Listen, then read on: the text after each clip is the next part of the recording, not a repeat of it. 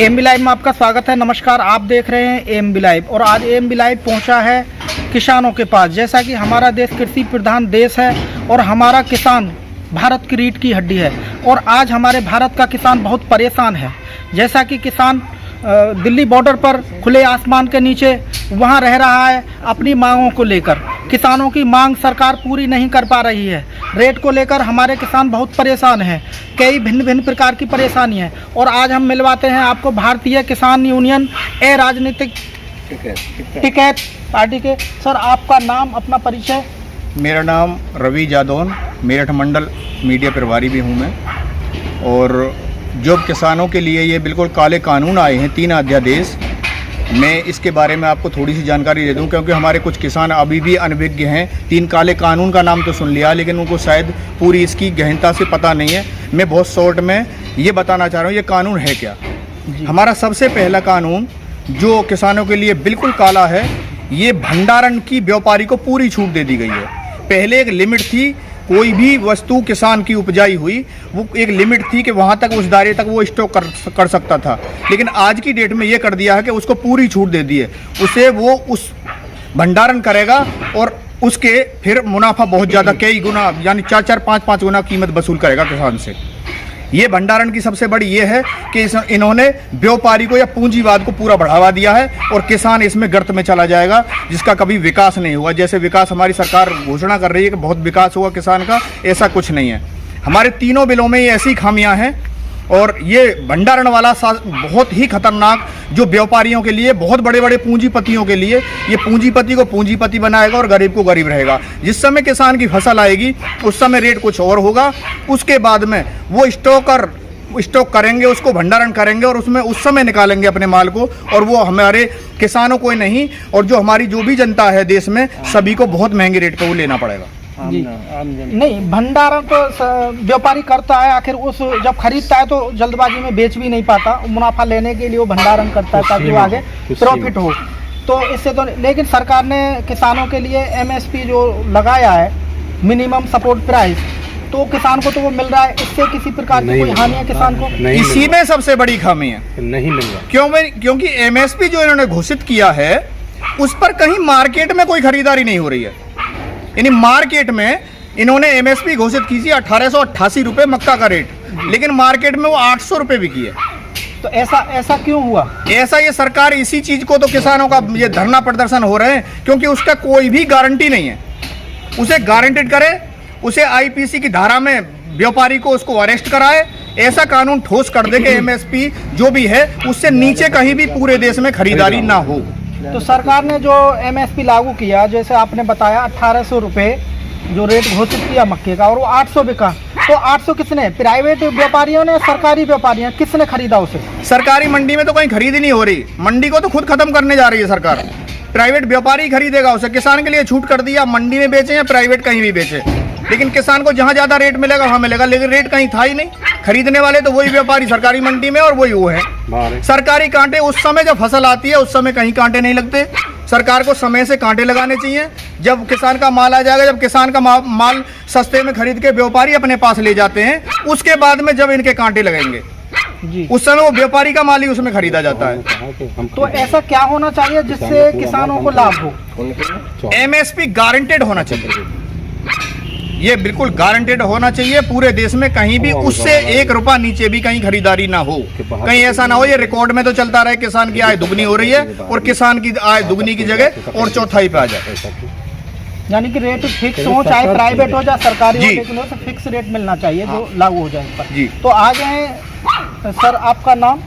मैं भारतीय किसान यूनियन से मंडल महासचिव मेरठ योगेंद्र अत्री बात कर रहा हूँ। जी सर, किस प्रकार की समस्याएं हैं? समस्या किसानों के साथ अनेक हैं, चाहे वो बिजली की हो, अनाज की हो, चाहे और हो।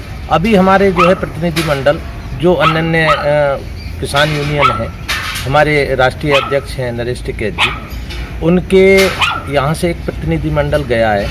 और क्या नाम है आपके, तोमर जो हैं हमारे कृषि मंत्री, कल 7 घंटे तक उनके साथ मीटिंग रही है। तो उस पर जो है उनसे वार्ता हुई है। अभी उसमें कुछ बिंदु उन्होंने दिए हैं। हमारे राष्ट्रीय प्रवक्ता नरेश टिकैत जी वहाँ गए थे और उन्होंने बात सुनी है। बात सुनने का मतलब ये है कि अभी आश्वासन कह रहे हैं कि हम इस पर विचार करेंगे, अभी वो कुछ जो है उस पर सॉर्ट आउट नहीं हुआ है। और हमारा जो धरना चल रहा है वो पूरे देश भर के किसान आक्रोशित हैं और आंदोलन में जो है अपनी शिरकत कर रहे हैं। हमारा आंदोलन हुआ अभी जारी रहेगा तब तक इस पे जो है नहीं हो जाती। अभी मैं बता देना चाहता हूँ कि ये कह रहे हैं कि भाई किसान को दिक्कत क्या है। बात वही आ रही है कि MSP हमने हटाया कब? हम हटाने की बात नहीं कर रहे हैं। जब हमारे जो खाद्यान्न खेती से आते हैं तब मार्केट में क्रय केंद्र नहीं होते। बात बाजरे की आ रही है, 1880 रुपये बाजरे का आपने जो MSP रेट रख दिया, उसके बाद जो बाजार में उसे कोई खरीद ही नहीं रहा है, तो उस MSP का हमें लाभ क्या है? तो बताने वाली बात है कि उसकी खरीद की गारंटी होनी चाहिए कि ये नहीं है कि मतलब कोई चीज़ आ रही है। गेहूं का जो रेट है हमारे 1900 कुछ है, उसके बाद जो है बाजार में 1500 बिक रहा है। किसान के पास जो है और कोई आमदनी का जरिया नहीं है। फसल है, फसल हमने जो है खरीद के जो हमारे जो जैसे हमने वो लगाए हुए हैं उर्वरक, उसके इतने हाईएस्ट रेट हैं। पहले जो है मतलब ये है कि वो कर्ज पे खेती में पैसा लगा देता है, उसे अंडेडम उसी टाइम पे बेचना पड़ता है। तो मार्केट में जो व्यापारी है वो MSP नहीं, अपने मनमाने रेट पे वो खरीदारी कर रहे होते हैं और किसान को जो है क्योंकि कर्ज में है वो देना पड़ता है। अब उसके बाद बात है छोचक है भाई, घर गृहस्थी के सारे काम है, बाद में उसे बेचना पड़ता, तो बाजार के अंदर क्रय केंद्र है ही नहीं। आपके व्यापारी उसे जो है अपने मनमाने रेट पे खरीदते हैं, तो किसान के साथ तो दिक्कत ही दिक्कत है। तो ये जो है हमारी जो है न्यूनतम समर्थन मूल्य जो है ये गारंटेड हो कि इसके नीचे यदि आपकी खरीदारी होगी तो वो अपराध की श्रेणी में आवेगा। किसान इस बात को चाहता है। बात ये भी है कि ये जो और केंद्र सरकार में बैठे जिन्हें कृषि के बारे में कोई ज्ञान नहीं है, ये अभी कोरोना काल में इस काले कानून को लेकर आए। किसान का कोई विशेषज्ञ, किसान हितैषी आदमी उसमें शामिल नहीं था। ये पटल पे रख के जो ये काम होना चाहिए था, उस पर बहस होनी चाहिए, कोई खामी उसे संशोधन होना चाहिए था। ये एक इस अध्यादेश को क्यों ले आए? क्या जरूरत बनी थी? इनके नियत में खोट नहीं है तो भाई जब हम किसान लोग हम कह रहे हैं कि अभी हमें इसकी जरूरत नहीं है तो आप इसे क्यों थोप रहे हैं?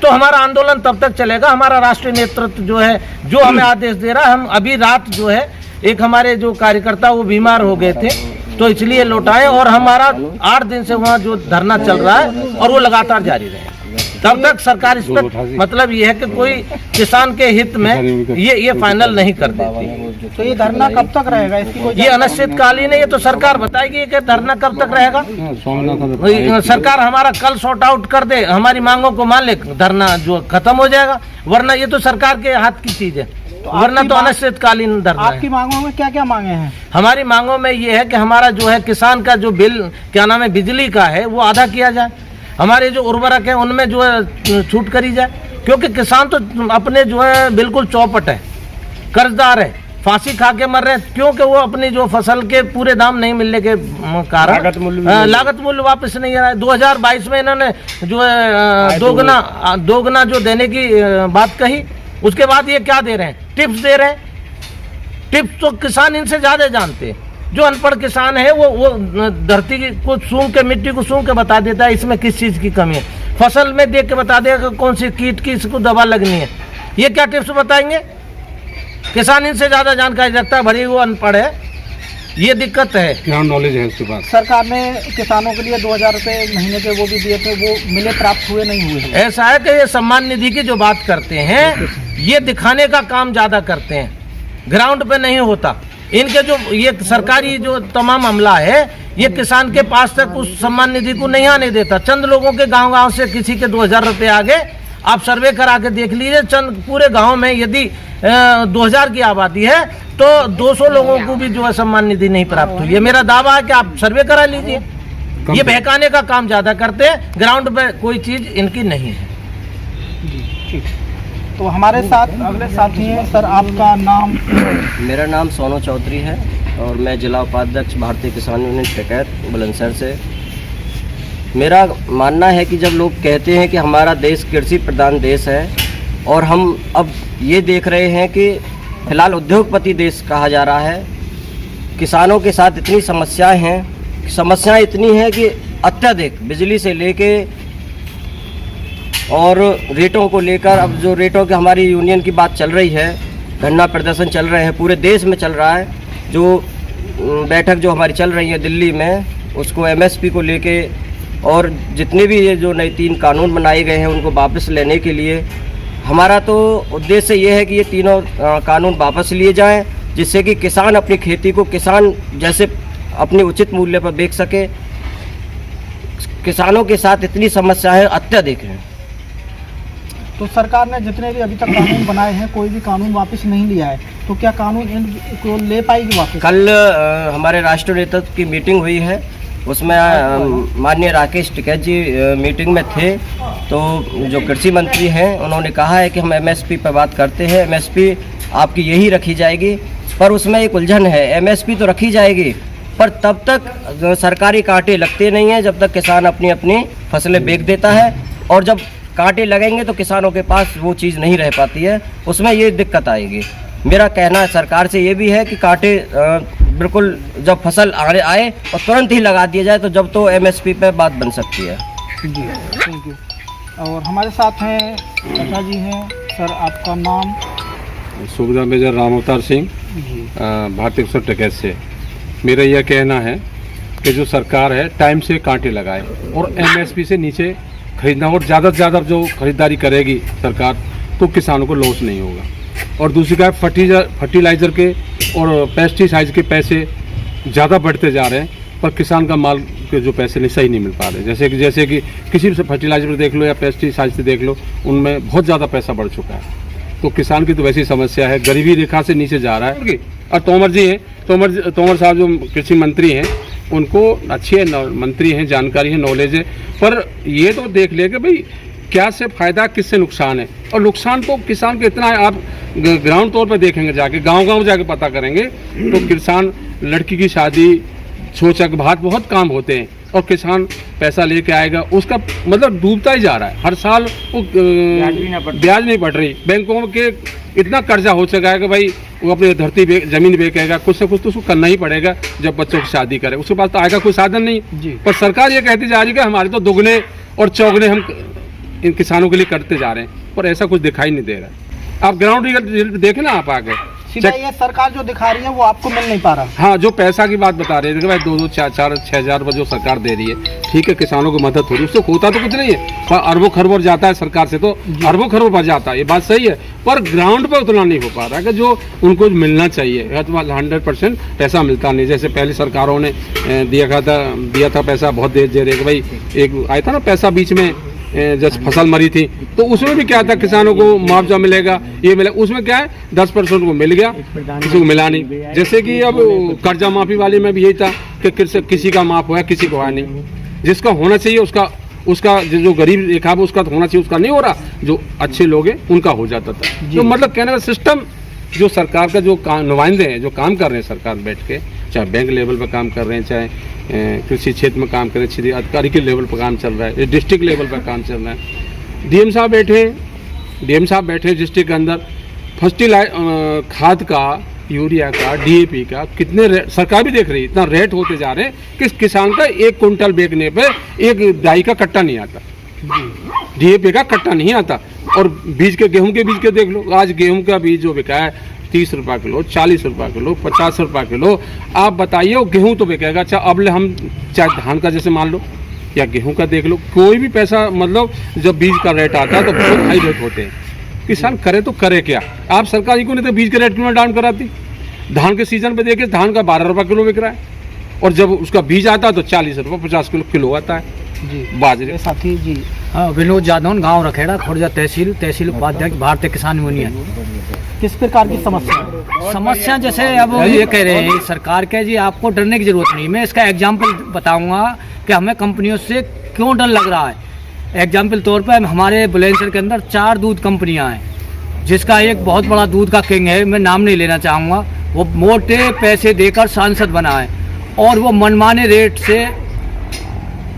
रेट लगाते हैं दूध के, जो आज तक न्यूनतम समर्थन मूल्य होना चाहिए 50 रुपये, कम से कम 65-90 पे, और किसान का दूध आज भी 25-30 रुपये लीटर ले रही है कंपनियां, 4 कंपनियां मनमाने रेट से, और उसी दूध को 70-80 रुपये लीटर में बेच रही है। इतना मार्जिन क्यों? सरकार को एक तरफ सोचना, दूसरी तरफ भाई इतनी मंदी आई क्यों? मुफ्त की योजना चला रही है सरकार, जिससे किसानों को मजदूर मिल रहे ना, 100 समस्याएं, नाज बिखरा डोला। मेरे पास मक्का खरीदा ना, 800 रुपये में कहाँ से बेच दूँ?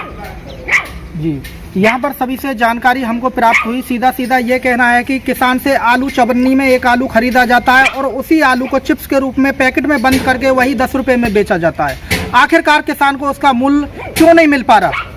किसान से दूध भी सस्ते रेटों पे जाता है और फिर यदि किसान उसी दूध को खरीदता है वही 50 से 60 रुपये लीटर उसे खरीदना होता है। यही महात्मा महेंद्र सिंह टिकैत अमर रहे। जय जवान, जय किसान, जय श्री राम।